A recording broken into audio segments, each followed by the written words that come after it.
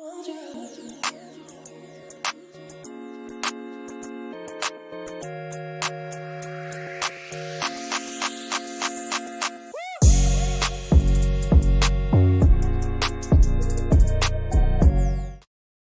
going on, guys? Good morning. Welcome back to a United View. Another week is here. Happy Monday, the 5th of December. Back with another edition of the Morning View. Plenty to get into this morning, by the way. Joined as always by Marcel. We'll ask how Marcel's doing in just a second.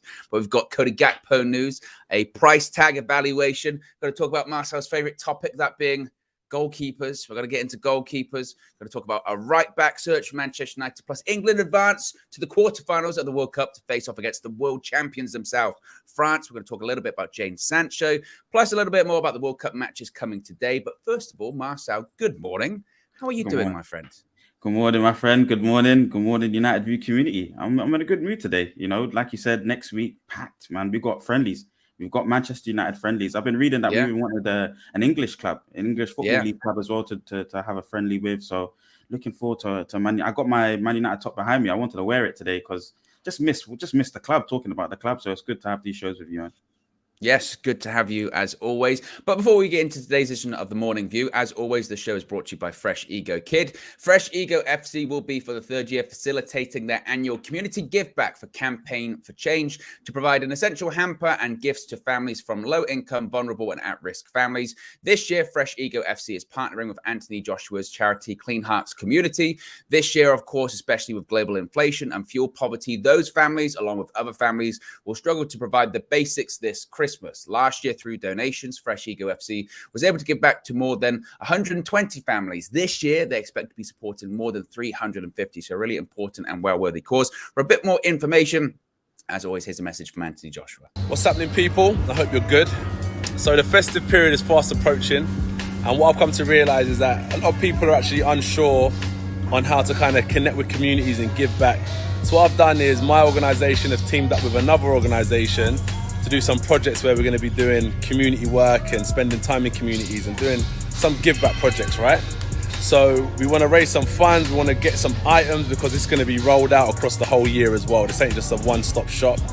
So if you want to get involved, follow the link, follow the Instagram page, the social pages for more info, and your help will be appreciated. We'll be there, I'll be there. It'll be a big community day.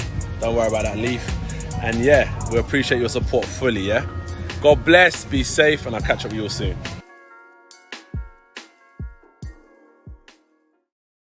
Words from Anthony Joshua there. And if you want to get involved, links in the video description to donate or just to get a bit more information, or reach out to Fresh Ego FC to see how you can get involved in the entire scheme. Again, well-worthy cause, especially during this holiday period. Marcel, let's start off talking about Cody Gakpo. Yes, the Gakpo pursuit continues. And a bit of an interesting one yesterday. It was reported by the Mirror that with these World Cup performances, Manchester United will now have to pay £50 million for Cody Gakpo in January, following his impressive World Cup so far. In the summer, it was reported that PSV only wanted £25 million for him. Does that annoy you when you hear that kind of stuff? Struck while the iron's hot is the saying, you know, when the opportunity arises to get a player, you know, and Ten Hag believes in him, we've got to go into the market and get him. That is the penalty that you face when you don't, you know, act ripe when the time is ripe. And he's been a fantastic player. Clearly, we've got to start trusting Ten Hag's decisions now. You know, Dumfries had a good moment in the World Cup as well. Another player Ten Hag wanted. Frankie De Jong. Okay, a predicament means that we don't get him, and a situation, and that's his the club that he loves. But Dumfries and Gakpo have been good. Even Rabiot's starting in France right now for the French team, funny enough. So this man's a genius, and we've got to believe in his process. And this is just this speaks volumes. If we don't go into the market and get him, it's just a never mistake that you're making, and never opportunity that you've missed, because Ten Hag's cooking right now. I was talking to KG yesterday, and I was saying that forget all of the scouts that are at Manchester United. Forget the scouting network. The biggest and best scout at our club is Erik Ten Hag. I mean, literally, I don't know what, and this isn't going to be a Ten Hag love fest this morning, but when you do watch the World Cup and you do look at these players we were linked with through the summer, and look, we were linked with a lot of players, I understand that, but it just feels like every player that he wanted is playing well. Literally, like, again, Dumfries or Cody Gakpo, or even the players we've got, you know, we did sign people like Casemiro, and you just go, like, this guy clearly knows what he's doing, doesn't he? And I remember the pushback in the summer, Marcel, was, there's such a Dutch bias, or there's an Eredivisie bias with some of these pursuits that United are going after. It's just because he only knows players from the Netherlands. He only knows people from the Eredivisie. Well, actually, no. Let's take a step back here. Maybe he was actually interested in them because, heaven forbid, they're good. They're good players. That's what, and they're delivering. The Netherlands. I mean, say they should be considered one of the people to watch out for, I think, as this tournament goes on right now. And it's because of people like Cody Gakpo. I mean, again, I saw people when this report came out going, typical United, could have got him for 25 in the summer, didn't. Now they've got to pay 50. But I would defend the club slightly there, because at the same time, the spending got completely out of control in the summer. And that was the club's fault. So yeah. I think you have to look at that in context. I think there was a deal to be done in the summer. United wanted to do that deal in the summer, but we spoke about it previously. At one point, they thought they were going to sign Anthony for 40 million euros. It ended up being 100, and I think they probably thought, well, we'll wait until the summer. The only problem is now is I don't think they anticipated Gakpo to have the tournament that he's having. Listen, some of us as a fan base were saying, hey, we're not sure about Gakpo. We don't know nothing about him. People still and we don't want him. There was parts of our fan base saying that. So for us to see the turnaround, he's playing back to goal, he's scoring headers, he's scored all different types of goals in this World Cup so far, showing his array of talent. And then even Memphis Depay, he's playing well. He's playing all right. Now be careful now. Yeah, no, but I'll be the first one to do it. He's playing all right. I know you will. He's playing all right. I can't criticize his performances too much. He's playing well. Gakpo obviously is the standout in that team, and obviously Frankie de Jong. But I think at the beginning of the summer, not many people wanted to get Gakpo. Not many people, to your point as well, Owen, were believing in this Eredivisie talent that Ten Hag was trying to garner into the club and bring to the club. But I was saying at the time, it's a cute, clever signings. He knows that market well. Trust this manager and trust that market, and we're seeing the dividends of that. I think Gakpo is another one that will come in and be a very versatile striker. He's got the tall frame, got the speed, got the goals. He's got so much to his game. I think why wouldn't we want to take him as a Man United fan? Why wouldn't you want to take him? So you're saying that you would take Memphis Depay back at Manchester United? Is that what you're saying? I'm thinking, and to your point, because we had a conversation about this before, if there's certain other things that fall into place, having Memphis Depay as an addition to another better forward, I think makes sense. I wouldn't make him my priority. I think I'm still obsessed with the Harry Kane agenda, of course. And then I'll be honest, Owen, it's too early for that. I mean, just to clarify, if people are watching that weren't watching on Friday, Marcel has agreed, it's been put out there, if Harry Kane is not a Manchester United player by the end of next summer, Marcel is going to wear proudly, I guess on a show or something like that, a David De Gea shirt. And not only is it going to be a David De Gea shirt, it's going to be David De Gea's shirt, because we have a David De Gea match-worn shirt at UVHQ, which Marcel is going to wear if Harry Kane is not a Manchester United player by the end of next summer. Okay, so you've given me next summer, because I thought it was this summer. I was going to come in the full kit, everything. That's what I mean. Next summer, the end of the coming summer. Oh, you mean in a few months, in 7 months? Yeah. No problem. Summer. Yeah, I'll come in the full kit, water bottle, the lot. I don't mind. But I know he's coming the summer after. Owen. I know he's coming the summer after, I think. Because originally, let's be honest, it was meant to be 2 summers. But I'll do 1 summer, no worries. Yeah, he's not. But even if it was next summer, I mean, the only reason it got moved forward a little bit is 1, because it's not happening either way. And 2, I'm bothered to wait that long. Maybe by that point, you might have a growth spurt and you might no longer fit in the David De Gea shirt. Maybe. I don't know. We're going to get into... but look, yeah, the Harry Kane thing. I forgot what we were talking about. Oh yeah, Memphis. No, you know what? I agree with you with Memphis Depay. Look, if it was a scenario where they just said, "Oh, we're just going to get Memphis to replace Ronaldo," I'd go, "Whoa, no, thank you whatsoever." If you're talking about getting Cody Gakpo plus a Memphis, or you're talking about getting someone that can play up front plus a Memphis, then that's fine, because I do agree with what Erik ten Hag has said several times this season. Every time we've dropped points near enough, he's asked about attacking options, and he always says we need more. We just need more people in attacking options. I've said this a million times too. He's turned to his bench, and you've seen it in games, Marcel, at several points this season, and gone, who can I bring on? Who can change the game? and he doesn't really see anyone on there. No one with experience or nobody at a higher level. And bringing in someone like Memphis Depay, not as a starter, obviously, and not as someone you build your team around, but someone that you can bring on or you can play in certain games. You've got so many games to play between now and the end of the season.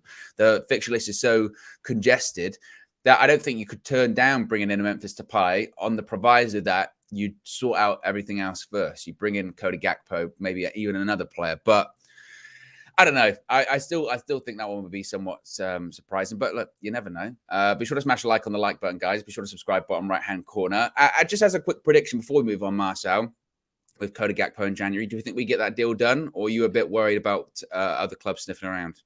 I think that's number one on the list. That and a right back, but I think a forward is on the list as well. So if you get somebody else in, I don't think you get Gakpo, but maybe one forward and one right back. 2 players. I really want 2 players to come in this January. And I think a forward's maybe number one on the list. And then you got to get somebody in the defensive line. It does look like it's a bit dire there in terms of you can't have Delo playing the next 20 odd games, 30 odd games for the rest of the season. You need somebody to, and yeah, Ethan Laird. By the way, Luke Shaw looked sharp yesterday. He looked sharp. So, there's a little bit of a rotation there between 3 good, not senior pros. Obviously, Malassia's a bit young, but 3 pros there in Delo, Luke Shaw, and Malassia. You can rotate the 2 positions, but you need another right back to Massimo. And Ethan Laird's a good shout. It's a good point. With Gakpo in the Netherlands, of course, they've got Argentina in the quarterfinals. Who do you reckon wins that one? Obviously, Argentina won their game the other day. The atmosphere in the stadium was fantastic, it must be said. Messi gets his goal too. But I tell you what, I don't know. I was just watching the Netherlands. I really didn't understand. I saw some really strange criticism for the Netherlands after their game against USA of how dare they play counter-attacking football against the USA. They won the game. What was it? How much they win that game in the end? What was it 2-0, 3-1? 3-1 or 2-0 or 2-1? 3-1, that was it. Yeah, it was 3-1. And I thought they were clinical. I was actually really impressed with them. I was really impressed with their defensive shape. And I was impressed by Louis van Gaal and his tactics. And I tell you, I think they'll beat Argentina. I really do. Whilst I've watched Argentina a couple of games. And against Australia, I wasn't even that impressed. Really, I wasn't. Truly, I thought Australia were a bit unlucky, actually. And Argentina actually struggled a little bit to get past them. I think the Netherlands will do exactly what they did against the US. I think they'll just play counter-attacking football, and I think they'll win. What say you? Messi magic, Messi masterful, Messi magical, Messi. You cannot predict a football match when he's on the pitch. A magnet to spaces and being incognito. Waiting until everyone's not really understanding or where he is on the pitch, deliberately slowing the pace of his movement and finding pockets to coalesce, to indoctrinate opponents. He's just a world-class player, man. It's not going to be simple task to beat them. He can affect games. In every single game that he plays, he has an effect on it. So it's going to be very hard. You need a system to destroy him, and you need someone to man mark him. So I think he maybe wins 1-0, his team, as long as, and with Julian Alvarez, he's got perfect synergy now. He's got somebody that's going to do the opposite to what he's doing. He wants to retract and find spaces behind defensive or in front of defensive lines. And he's now got somebody that wants to run beyond defensive lines, causing them a little bit of a dilemma while we go into run beyond and follow Julian, or are we going to find the spaces that Messi trying to pack up behind us or in front of us. So, well, look, making a mistake also, Argentina are a disgrace. They're a cheat. The reason why they're a disgrace and they're a cheat is because they didn't start Lisandro Martinez against the US. And and this is they've done this a couple of times in the tournament where they decided to start Nicolas Otamendi instead of Lisandro Martinez in 2022 at a World Cup. And you know what it took, Marcel? It took Martinez to come on and make a match-winning block in that game as well. The Australian left-back ran the entirety of the pitch. I thought it was going to be Maradona-esque. And who blocks it? It wasn't Otamendi. He sold his soul. His career was ended by the Australian player. Went inside out. He was on the floor. Who blocks it? The Butcher of Manchester blocked it, okay? So celebrated it like it was a goal. Good. And that's the kind of passion he brings to Manchester United at Old Trafford every single week. And it's frankly a disgrace that he doesn't start more for Argentina. I don't get it. I don't understand why. Otamendi, what year is this? It's 2022. I don't understand.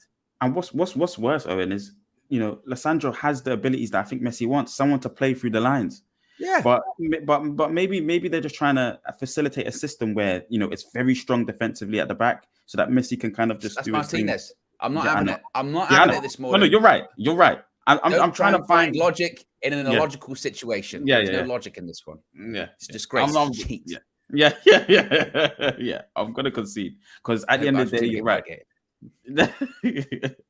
But I don't know, man. I think I would like to see Holland because they played brilliant football. The goals that they scored the last game, really good goals. Their counter attacks really sharp. Reminds me of Man United.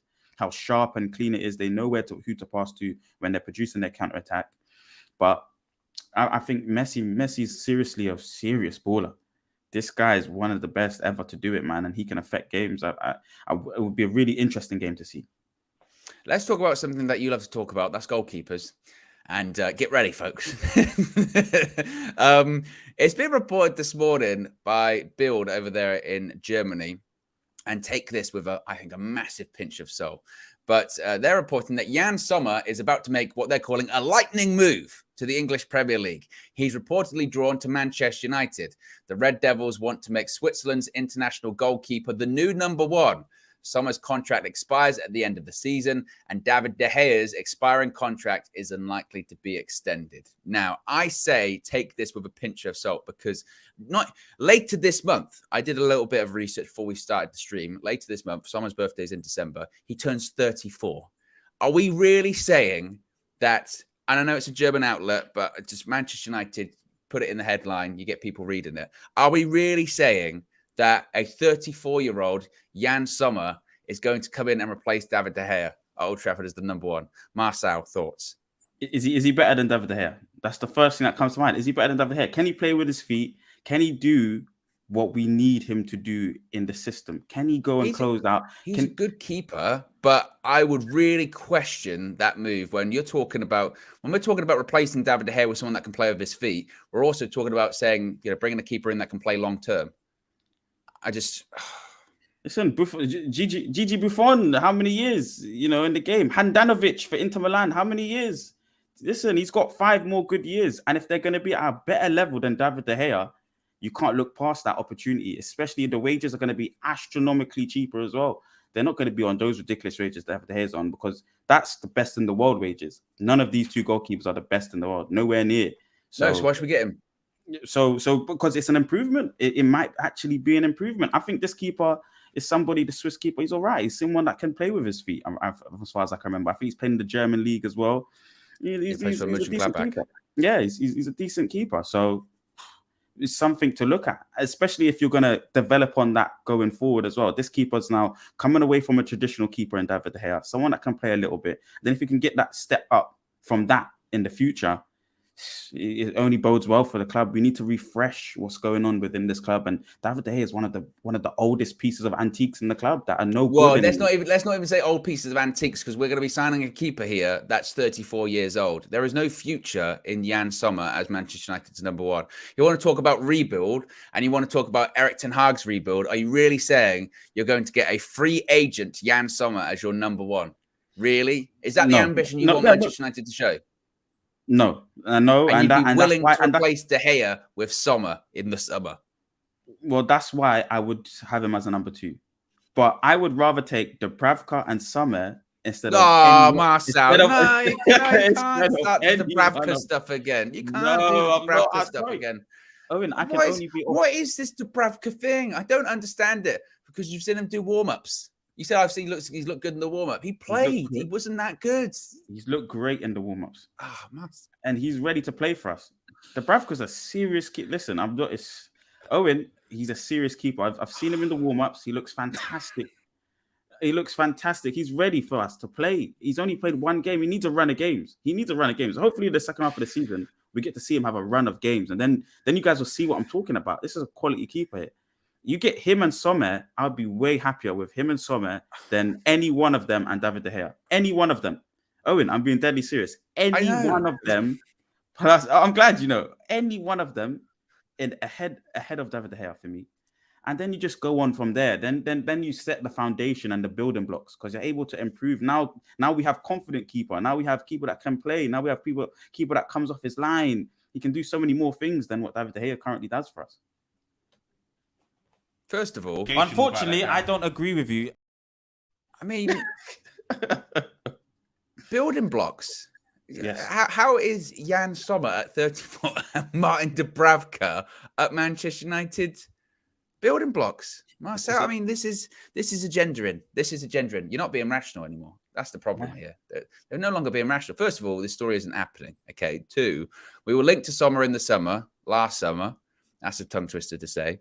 And he wasn't interested because he was gonna come in as the Dubravka, and he said, "No, I don't want to come in as Dubravka because at best, at Manchester United at this point in his career, and to be honest, probably even at his best, even at his peak, he was always a number 2 level for Manchester United. He's not good enough. It's one of these weird stories whereby they just, I don't know, maybe his agents feel like, look, United were kind of sniffing around him a bit last summer. His contract's expiring. This will get him another deal at his club.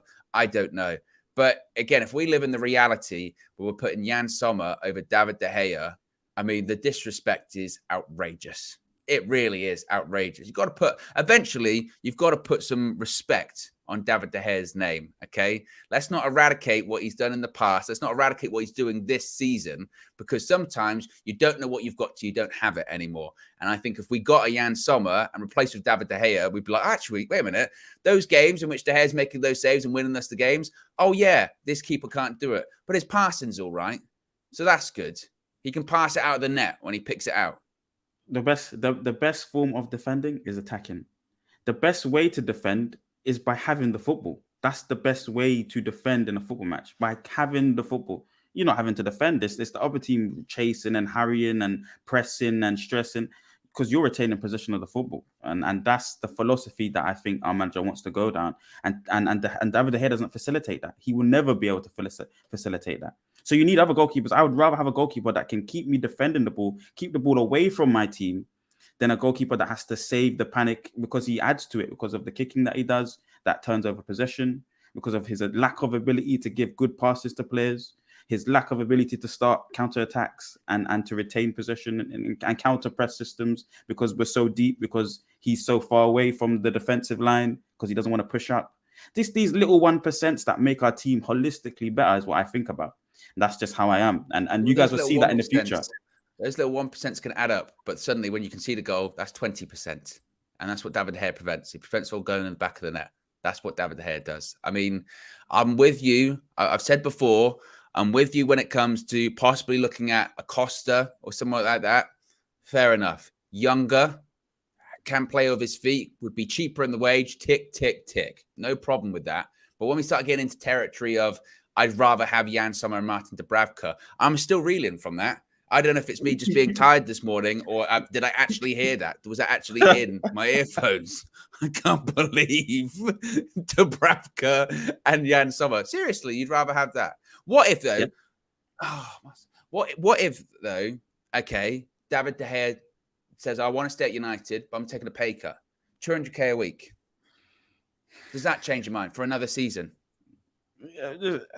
If Ten Hag wants any player, I'm sticking with them. That's the bottom line. So what I'm saying is, within that context, that my manager's decision is the thing that I respect the most, and regardless of what it is, if it's not how I feel the game should go, still supporting the team and the players and David De Gea, for a matter of fact, if I want to be specific. I've always been like that. But if you want my opinion on it, then 200k is a lot less than 3 something. I think he's on a little bit less because we didn't make Champions League. Already now, so he's not on the 350. I think he's on 3, if I'm right, Owen. But does it go back up though? If we can't finish top 4, does everyone's contract goes back up? I would assume it probably would, right? Yeah, it's a good point. I think it would. If you're right, I think it most probably would. But so he's not on the astronomical numbers. He's still on 3 though, and I don't. It doesn't strike me as one of the best in the world. Plus Marcel. Listen, they'll score a lot of goals with me and their team. By the way, Planet Funny. Yeah, no, they will score goals in Gladbach as well. Ed, I'm serious. But anyway, Marcel's quick wigger. He won at Toca Social. He did the training. He did the training camp for it. I'm worth more than 60 mil, that's for sure. But anyway, you better on your feet than David De Gea. Yeah, I'm better in goal than David De Gea. No, man, come on. Oh, unfortunately, I don't agree with you. You are not better than David De Gea in goal. And in a five-a-side goal, admittedly, in a seven-a-side goal, something that's worth my. We're not playing five-a-side. That's We're not within my playing five-a-side. Well, it's funny though with that De Gea shirt, which Marcel will be wearing next summer. By the way, he'll be wearing David De Gea shirt. It's the same size. Marcel was like, "Oh, I'm not going to be able. It's not going to fit me," you know. And I went, "No, David De Gea wears a small." And Marcel went, "Oh, brilliant." Actually, no. When I said that David De Gea wears a small, your eyes nearly popped out your head. You went, I was shocked. Yeah. He went. It doesn't have the physicality. I I thought, how has this turned into a diss on David De Gea again? I went, oh, he's got the same size shirt as you, Marcel. I was like, this bulk up. This should bulk up even more. 100%, bro. Why? That's an issue. If you're the same physical size as me and you're like double my height, what? But anyway, yeah. 200k. I don't know, Owen. I don't know if that makes sense to me. 200k and going and being more affordable, but we're still missing the quality element. I mean, and if it's and I'm not saying now because I understand that's not the main priority. The main priority, you know, before I was saying I've changed my agenda. Before I was saying it's the main priority. I accept that much that it's not the main priority. But at the end of the day, guys, it needs to be changed. It does. And I wouldn't even take why wait? We can change this thing now. You know, we can change this situation of goalkeeper issue that's been for 10 years, a goalkeeper that doesn't have the modern style. We can change that now. I wouldn't want to wait and pay him a little bit less. It doesn't make sense to me. I don't have an issue with replacing David De Gea as long as it's the right person. Once we start getting into territory of 34-year-old free agents, and again, that 34-year-old free agent, that'd be a different thing if this was a 34-year-old free agent that had achieved so much in their career and, you know, just wanted a change of pace or wanted to try a different league and was well known for using their feet. But Jan Sommer, no thank you. No thank you. Let's not get silly here. But the De Gea issue, look, the De Gea issue is going to rumble on. Just before we do move on, Marcel, do you think he'll get a new contract in the summer? Do you think we'll get the triggered extension? Do you think we'll even get a keeper in the summer? I mean, I don't even think that's a guarantee at this point. If the rumors are right, I was reading that, you know, we're trying to get keeper experts or something of that nature. You know, LinkedIn. Yeah. So I think that's a sign to me. Maybe that keeper is something that we'll look at some stage. I think they give him an extension. He is a legend of the club, if I'm being honest. He's a legend of the club. He's been a good servant to the club, if I'm being very honest. And at the end of the day, if there is somebody that deserves the option to stay one more year, it would be him. But if we're talking about the proliferation, the success of our club going forward, winning trophies, you can't have David De Gea on that side. Be sure to smash a like on the like button, guys. We've got over 400 people watching. Less than 100 likes. Let's get to 100 likes. 150. We can get those likes up. If it's not for Marcel's, I knew as soon as we were going to talk goalkeepers, we were going to go somewhere this morning. And I wasn't expecting the line, I'd rather have Jan Sommer and Martin Dubravka as my 1 and 2. But that's why we love you, Marcel. That's you. You're unabashedly yourself. And you can't fault you for that. Speaking of transfers, let's talk right backs. A right back search is on. You kind of touched on it earlier, Marcel, talking about Diogo Dalot cannot play every single game between now and the end of the season. And United seem to know that as well. And according to Fabrizio Romano, Manchester United are internally discussing signing a new right back in the case that Aaron Wan-Bissaka leaves in January, which has been highly, of course, rumoured. Denzel Dumfries and Frimpong have been scouted. The latter's price tag is around £25 million. Frimpong would be really keen on the move. Now, it had been previously reported that might be in the summer. Again, we kind of touched on Dumfries earlier on. We were linked to him this past summer. Out of Dumfries and Frimpong, who would you be looking at? Who would you want? Really good question. I haven't seen a lot of Frimpong. I've seen little YouTube clips and 1 or 2 games, 1 game. But from the YouTube clips, got good technical ability, lots of energy, bags and bags of energy. It looks like, you know, similar to almost like a Malacia, but a lot more technical, you know, good intensity running. With Dumfries now, you know, what was really interesting to me is both of his assists have a key feature in Ten Hag's game for the fullbacks, which is that cutback. Yeah, perfect. Exactly what I was thinking of it. You know, and that's and it was really good technique, really good cutback techniques that Dumfries is able to show. So as a fullback, when you've got that in your armory, being able for Manchester United anyway, we haven't seen someone get to the byline and cut the ball back enough. We don't get that. You know, our wingers don't want to. They're not enjoying that side of the game. They want to cut inside early and look for shots or play back across the midfield line again, and then it's the other winger and he does the same. We need fullbacks getting to the byline and putting in crosses. And Dumfries looks like someone that has that quality, very aggressive, strong, powerful running as well. And him and somebody else, and Delo. Him and Delo as two options as fullbacks is a good partnership there to rotate, and the quality drop's not massive. Yes, Delo has 2 feet, and maybe Dumfries doesn't, but good technique for the finish as well. He had a good game, and I think he has a good level.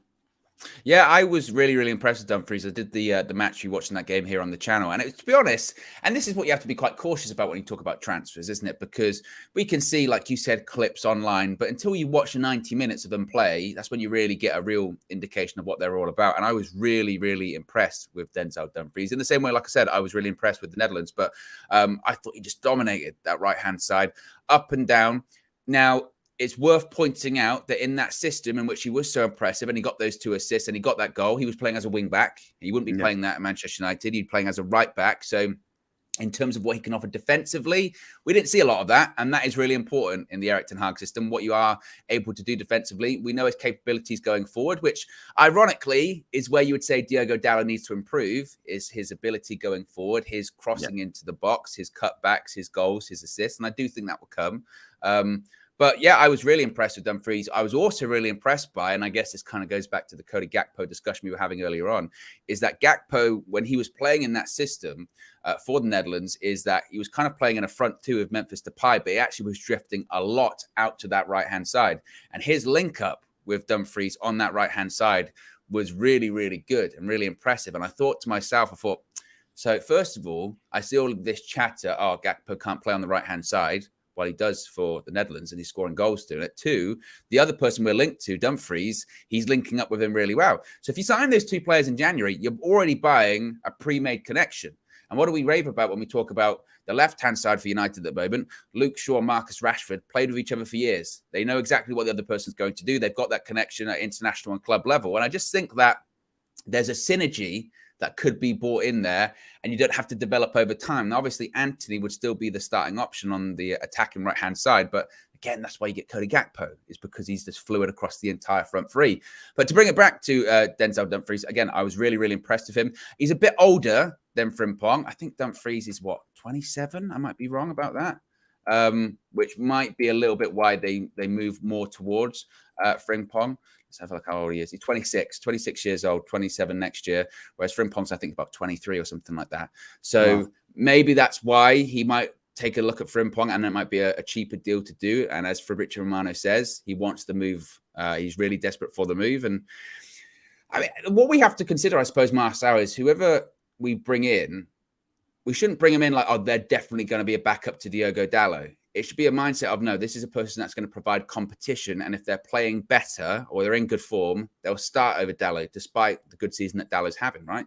Yeah, 100. Yeah, perfectly said, Owen. And it's a similar thing that's happened on the left side. And it seems to continually happen with Luke Shaw, because that's just how his game kind of, that's what invigorates him, competition.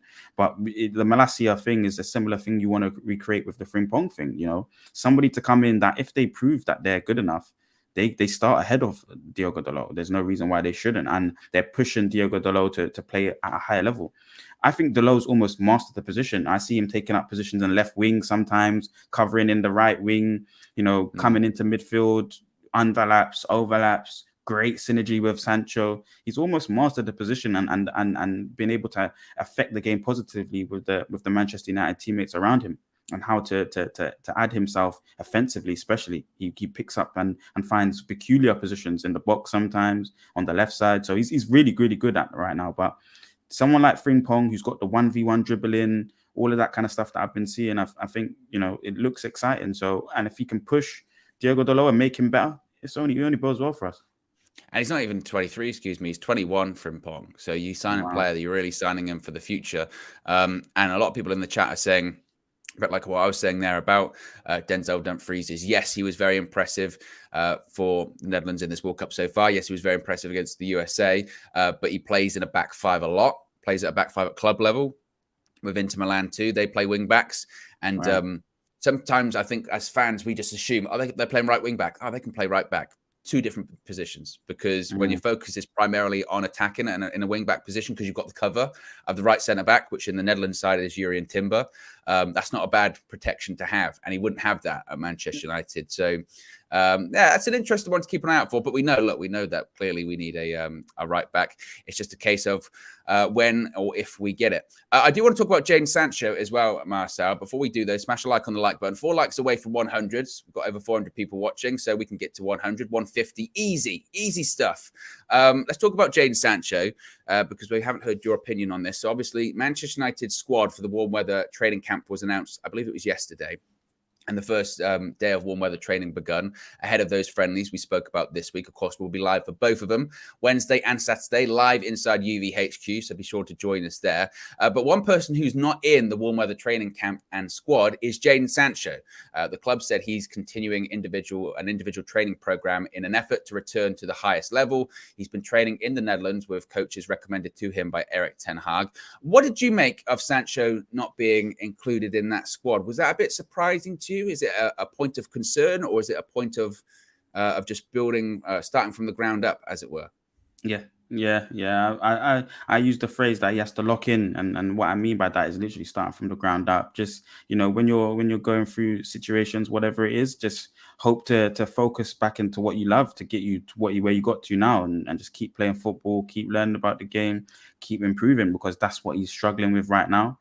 Especially if there's personal things going on as well. On top of that, you just need time away to be within yourself and focus within yourself. So I wouldn't look into it too much. There's still a second half of the season to go, and he's lucky he's got this little break now for whatever's going on personally for him to sort out, or whether it's something to do with the manager. I think this is perfect, focused, one-to-one shooter time with one of the best up-and-coming managers in the world. So if there's anyone that he needs to seek counsel to or from, it's Ten Hag, and he'll be doing the right things. I think he'll be doing the right things. I've seen little bits where he's training by himself, which looks good as well. And that's kind of what you want to be doing in this period, is just, working on your game, because he's got a lot to work on, and he's not really hitting form. Yes, he's been in little spurts, especially towards the beginning of the season, was contributing well, Liverpool, Leicester.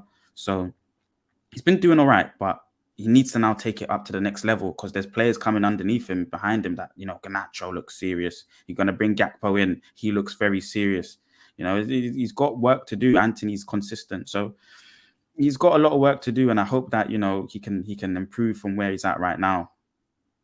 I mean, I'm cautious not to speculate too much, because I don't think it's fair, because you don't know all the facts. But there's a weird timeline of events, isn't there? Because obviously he missed, what was it, the last 4 games before the World Cup break, or something like that, with illness, and the club didn't really expand on that, and they shouldn't have to.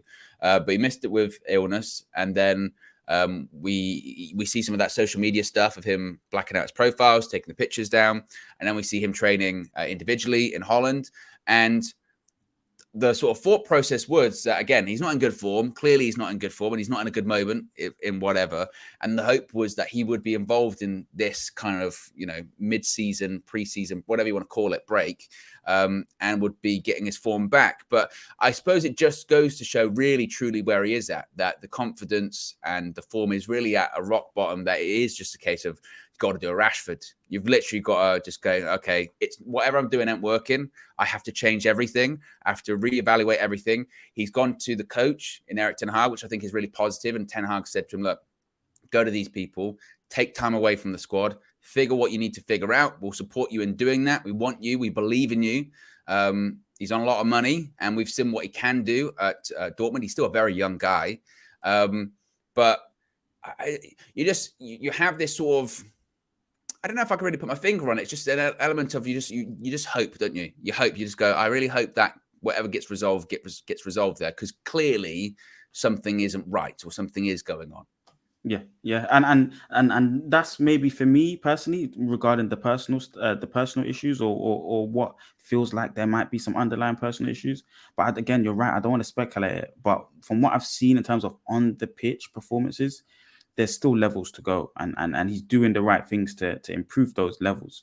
Working by yourself, you've got the time, plenty of time with Ten Hag as well, and he will improve. I think his ceiling is a lot higher than what he's showing right now, and he's still, like you said, very young, and he needs to improve. So I know he will get better. It's only a matter of time. He just needs to alter his game a little bit.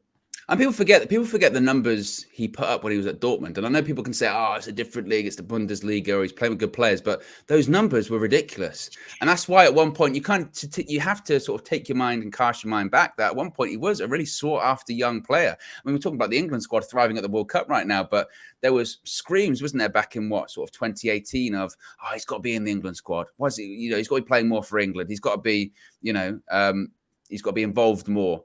And for whatever reason, maybe it's because, when he did come over to United last season, he came into such a, fragmented club and a difficult dressing room in a difficult moment. And I don't know. But there is a player there. And to be honest, it is somewhat disappointing when I see sometimes on social media people that are so quick to write him off, in the same way that I think people were really quick to write off people like Marcus Rashford. And at the same time now, they're raving about how good he's playing. As we've said before, one bad season or a couple of bad months does not make a bad player. And I think that's the same for Sancho. The key thing would be is to look at someone like a Rashford and go, you can absolutely turn it around, but it won't come easy. You have to put the work in, especially at this level, because talent will only get you so far. Hard work will get you further. And that'll be the case for Sancho. And look, if we can get if Sancho can get on form, we've got a quality player involved in there, haven't we? Yeah, world class ability, and right, yeah. He definitely will. He definitely will get past this phase, and this is just a phase, and we're expecting to see the next level from him. And I genuinely believe he will get a lot better, and he will become useful for this team. We saw glimpses in pre-season. We were desperate to see that fluid front three of Martial, Sancho, and Rashford at one point. So there's opportunities there. Big up Fleck is in the chat, and I also like when he spells Fleck, even without a C, just. Just with a K. Fleck. Big up Fleck in the chat, as always, as well. Smashing it out there in Qatar. Speaking of Qatar, let's talk about England last night. We were chatting before we went live, Marcel. Of course, England advanced to the quarterfinals. Book their showdown with France next Saturday. A 3-0 victory over Senegal. What do you make of the victory last night for England? I mean, first 30 minutes, and then suddenly snap into life and comfortable in the end. Yeah, I mean, underwhelming the first half kind of thing, a little bit of action between, the last 15 minutes or so of the first half. And then the second half is all fluent. The teams opened up, opposition have opened up a bit more, and the football looked really good. But England are looking better. We're slowly progressing on, Southgate's doing what he has to do. I can't fault him when it's a 3-0 victory. Foden, I'd been calling out for Foden to be playing from the very first game, and you know this, and you can just see what he brings to a football inside. You need that kind of quality around Harry Kane, and he delivered. Saka as well has been very consistent throughout the tournament. Jude Bellingham, like we've already spoken about so many times. My goodness. I mean, he is something else. And I know when we're going to talk about this and people are going to be like, "Oh, yeah, you're overrating youngsters," or "We got to be careful with youngsters," whatever. We don't need to be careful with Jude Bellingham. He is something else. Jude Bellingham is the truth. Okay, that's what he is. He is, I mean, that first goal last night, it's Jude Bellingham assist. Second goal, it's him running the pitch. He runs the pitch. And he's 19. He's flinging people off him as they're trying to get near him. And these are, strong, physical players, flinging them off at a top level. This guy is something else. And again, to a point where it worries me, because I think as a United fan, oh my goodness, he's going to move in the summer. And where is he going to go? Because a bit like, when he went to Dortmund and he was being sort of shepherded around Europe and people were showing him, like we did, a tour around Carrington, Sir Alex Ferguson comes out, they'll do it all again. They'll do it all again, but this time for a 19-year-old. That's one of the, going to be one of the best midfielders in the world, because he can go to any club he wants to. I think we were talking before, and I think it was in the studio saying he can be, he's a £100 million player, easy. I think he'll go for more than that as well. And there'll be a line of clubs willing to pay it, whether it's Madrid, whether it's us, whether it's City, whether it's Arsenal, Liverpool, whoever, they'll all pay it, and he's worth it, because if you've got him for the next however many years, and he's just quality. And again, my concern is there any chance we could get him? Any chance? Yes. I believe I've been calling for this for a long time now. I'm pretty sure I've been saying Jude and Harry Kane for the longest amount of time now. Months it's not now. FIFA. It's not FIFA. It's not Football Manager, Marcel. It's reality. It's crushing reality. Well, the context I put it in was I thought over the next 2 or 3 seasons, each season we'll get a marquee signing. And one summer it will be Jude, the next summer it will be Harry Kane, or vice versa, whatever, and then so on and so forth. That's what I was saying at the beginning of the summer. If anyone can remember that, that's what I was saying. And yeah, Jude, how many? We can't keep waxing lyrical about how great this player is at such a young age and mature for his age. So, do we get hold of him? It's a fight, and the way he celebrated with Henderson, intense. I think he likes Liverpool Football Club. I've seen videos, little joke videos of people asking him, "Are you joining Man United?" He's like, "No." And I've seen little bits here and there. And the fact that you're talking about us taking him to Carrington, seeing Sir Alex, and still not making the move. Obviously, at that particular ripe, tender age, you're still maybe looking for the best he was option right for your development. Yeah, he was right. Yeah. To make that move. Look at him now. He would. And this is not an indictment. Well, I suppose it is an indictment on United actually, but he would not be the player he is today if he'd have joined United at that young age. I'm convinced of it, because he wouldn't have played the games that he's played for Dortmund at the moment. I mean, he's a quality player, but whilst we sort of praise our youth developing ability, and that's true, he just wouldn't. Dortmund is the club to go to if you're a young player in Europe that you will play regularly at a high level. We were not going to get Jude Bellingham. I just don't see it. Again, if we were the only club in for him, or we were one of a couple of clubs in for him, I'd say maybe. And if he had a connection to United, I supported it as a kid, I'd say maybe. But when we're living in this, everyone will be interested, everyone. And you say this about like Harry Kane, about winning trophies. He's going to want to go somewhere that he's going to win trophies. You'd go to City because that's a given in England at the moment. You're going to win the league. You'd go to Real Madrid because it's a given. You're going to win the league, or you're going to win the Champions League. How many times have they won it? You'd go to wherever it may be. That's what he does. He will win. He'll win. And so I just don't see that. I mean, even the Sirens know they go to steal if we got him at Manchester United. I just can't see it. I can't. I'd be, if we managed to pull that off, I'd be flabbergasted. And also at the same time, to be honest, if that did happen and we managed to get him, we'd only get him. Are we going to spend? We're going to spend like 120 million and then get like several other players. That might be it for us in the summer.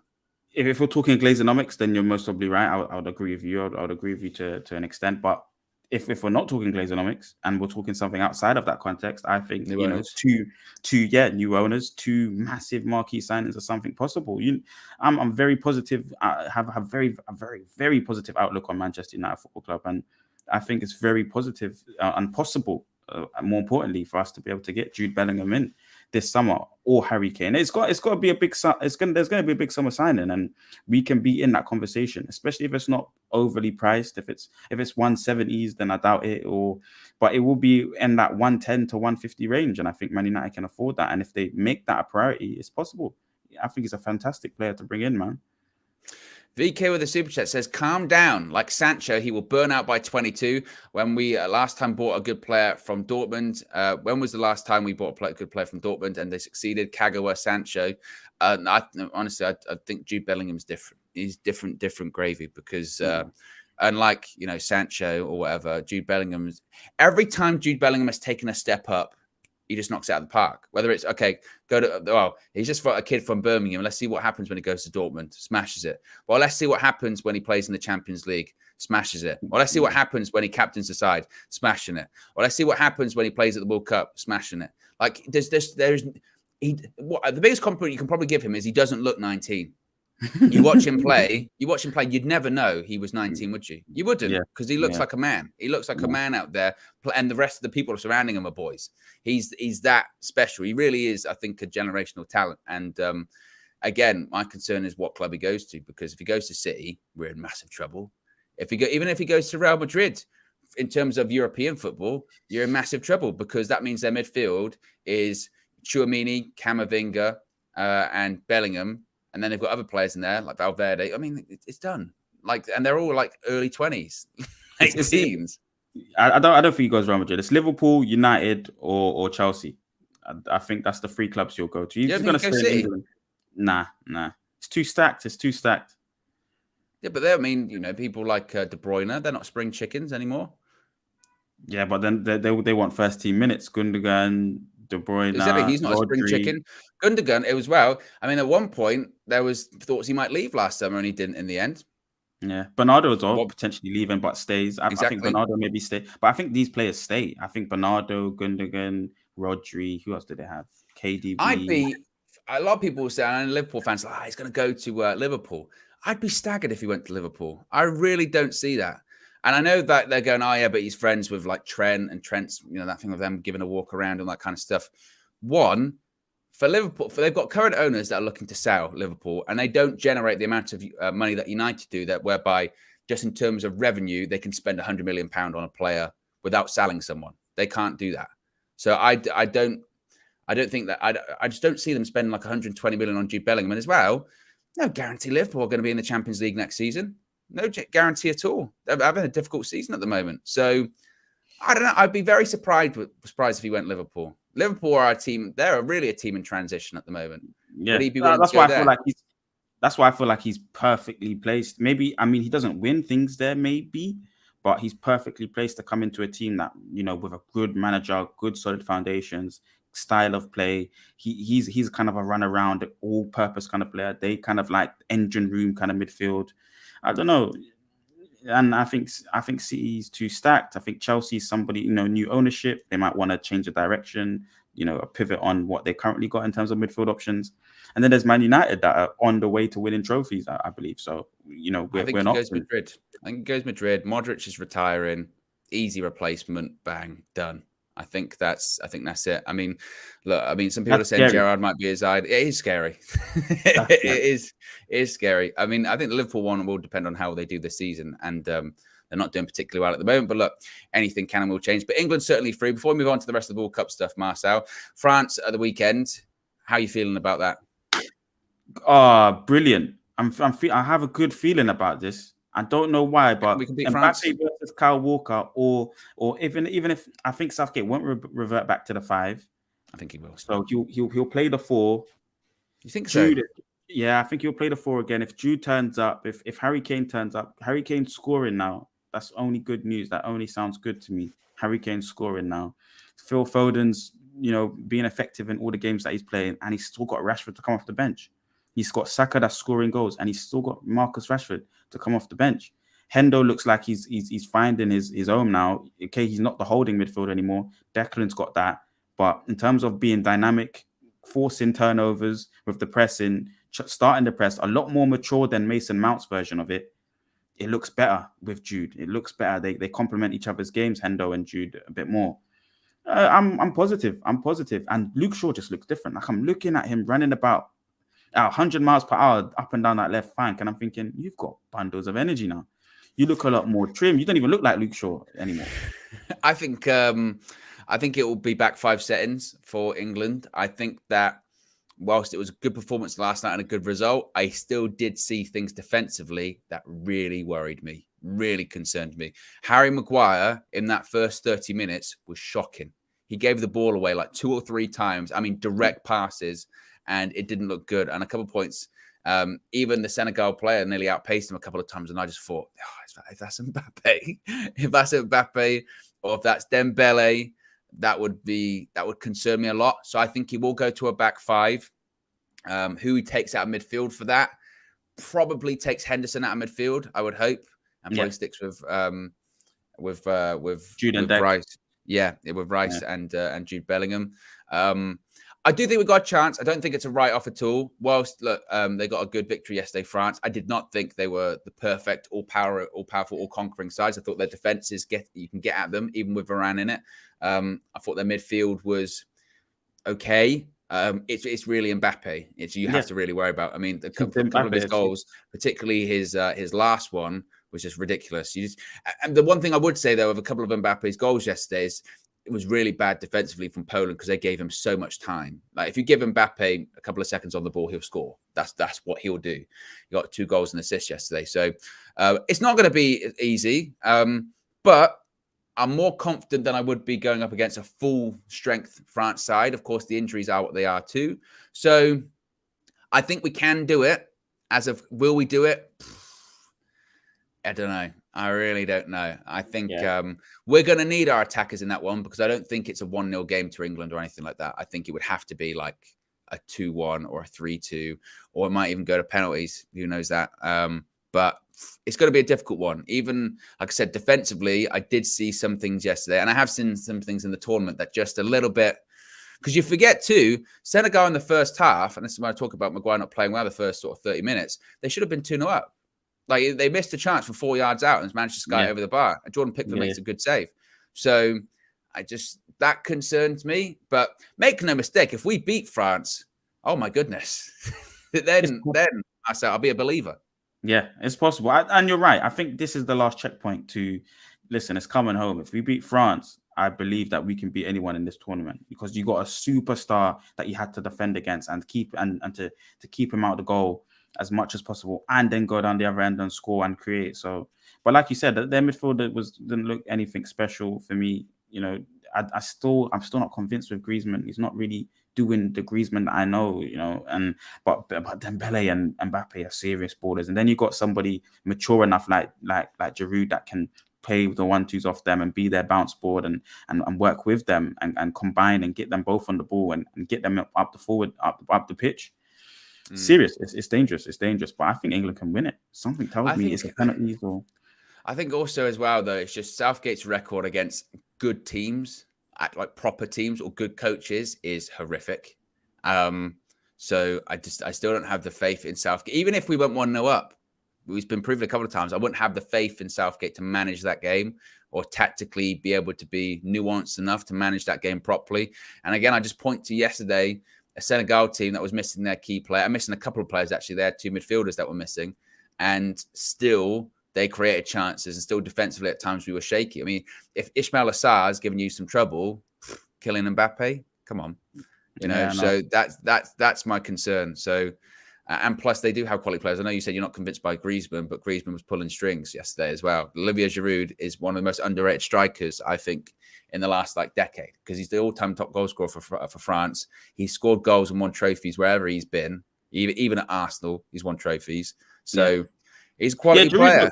Giroud's quality. I think Giroud, obviously the front three, but in terms of the midfield, I just don't think, Griezmann's been Griezmann, the Griezmann that I'm expecting goals and assists. And he's not playing that role, is he? He's playing like a deeper role. He's playing too far back down the pitch and connecting and starting the build up, but it's not, in my opinion, it's not the Griezmann where I like the Griezmann that's playing in a 2 that's affecting goals and playing high up the pitch, breaking lines. He's more connecting the play, waiting for his moments and stuff. But I'm not saying he's shocking. I'm just saying, it's not the Griezmann that I usually expect or that I would like to see. But front quality, they're a good team. They got world-class players. They got 2 benches. We haven't even seen their best defensive setup, in my opinion. They've got too many world-class players. But they were playing Koundé at right back, weren't they? Which is really surprising. I didn't understand that at all. And that might be the spot we'd actually exploit that spot. But prediction before Saturday's game. I know we'll talk on Friday beforehand, but prediction already. What do you think? 2-1 England, 2-1 England, or 2-2, then finish up on penalties. I couldn't handle penalties, I tell you. Today, 2 round of 16 games. There's Japan versus Croatia, Brazil versus South Korea. Quickly, Japan versus Croatia. Who do you think wins that one? Japan. They got. You think so? Japan. Croatia, they're an old team, Croatia, but they still got that experience. Yeah, they do. But I like Japan as a unit, and I would like to see an upset. Obviously, Croatia the favourites, but I'd like to see an upset from Japan. I think Croatia win that one. I still think when the big games, Luka Modric still shows up, and I think he will do that. And then Brazil versus South Korea. You talk about upsets. Is it even possible? Could it happen in that one? Nah, it's too. They're the best team in this competition. Brazil is too. There's just too much attacking talent and fluidity and chemistry. Very, very good team, and I think they'll brush South Korea, unfortunately. It's also been reported that Neymar is going to start this evening for Brazil, so seemingly Neymar is back. I mean, you would expect Brazil to win. You never know. Again, it's the World Cup. You never know.